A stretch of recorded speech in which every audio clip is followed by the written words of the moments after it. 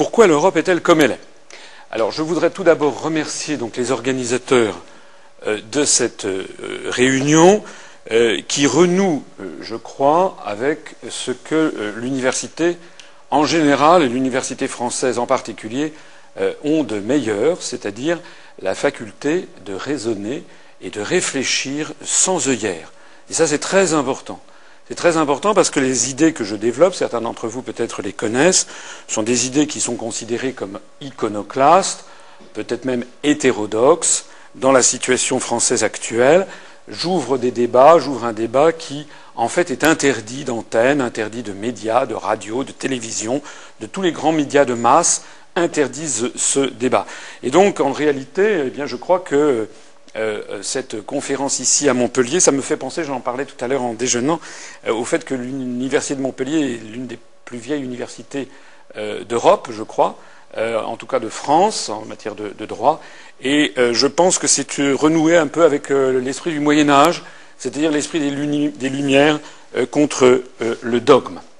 Alors pourquoi l'Europe est-elle comme elle est? Eh bien, nous avons affaire en fait à une situation actuelle en France, comme d'ailleurs dans l'ensemble des pays d'Europe, où vous êtes constamment confrontés à ceci. C'est-à-dire que nous vivons dans une espèce de bain médiatique, d'univers médiatique, où on vous assène, j'allais dire, de la naissance du berceau jusqu'à la tombe, que l'Europe, c'est nécessaire pour éviter de nouveaux Verdun, l'Europe c'est la paix, l'Europe est inéluctable, l'Europe sert à faire contrepoids aux États-Unis, l'Europe pour protéger contre la mondialisation, l'euro c'est la croissance, la France est trop petite pour le monde contemporain, enfin vous connaissez tout ceci.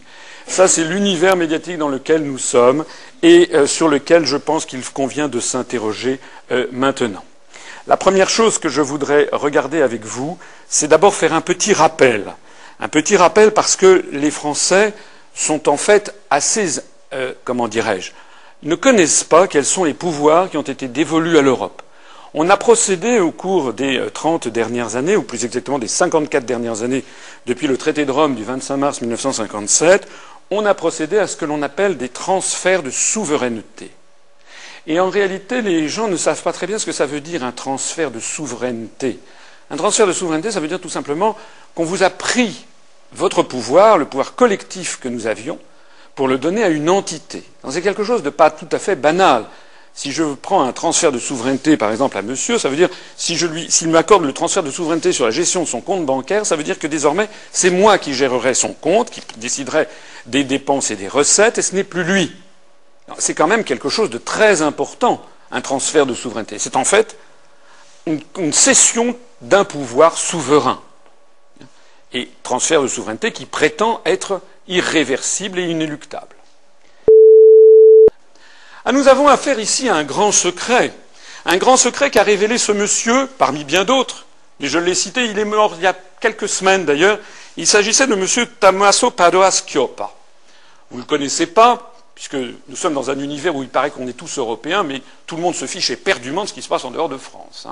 Il n'y a que moi qui m'intéresse à ce qui se passe en dehors de France.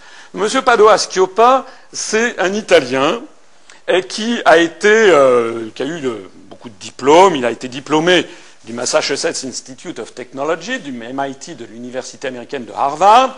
Il a été président du comité directeur du Fonds monétaire international. Il a été membre du directoire de la Banque centrale européenne, de la BCE, et il a été de 2006 à 2008, je ne parle pas d'un ancêtre, il a été ministre de l'économie et des finances italien. Et il était, au moment où il a fait les déclarations que je vais citer, il était le président du think tank, c'est-à-dire du groupe de réflexion, du lobby très puissant, qui s'appelle Notre Europe, qui a été présidé et créé par Jacques Delors, par le français Jacques Delors, et dont Pascal Lamy, qui est à l'OMC actuellement, qui est un Français à l'OMC, est le président d'honneur.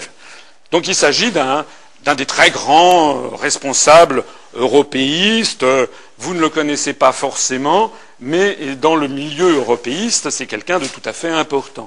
Il a été interviewé dans une revue qui s'appelle la revue Commentaire numéro 87 de l'automne 1999. Excusez-moi, c'est pas une interview, c'était un article. Il a écrit un article qui s'appelle Les enseignements de l'aventure européenne. Et voilà ce qu'il écrit dedans. Il écrit « La construction européenne est une révolution, même si les révolutionnaires ne sont pas des conspirateurs blêmes et maigres, mais des employés, des fonctionnaires, des banquiers et des professeurs. L'Europe ne procède pas d'un mouvement démocratique. Elle s'est faite suivant une méthode que l'on pourrait définir du terme de despotisme éclairé. » Alors pour ceux d'entre vous qui connaissent bien l'histoire, le despotisme éclairé, ça nous ramène au XVIIIe siècle, ça nous ramène justement avant 1789. C'est-à-dire des personnes qui détiennent tout pouvoir et qui prétendent savoir mieux que les peuples ce qu'il faut faire. C'est exactement ce que l'on appelle une dictature.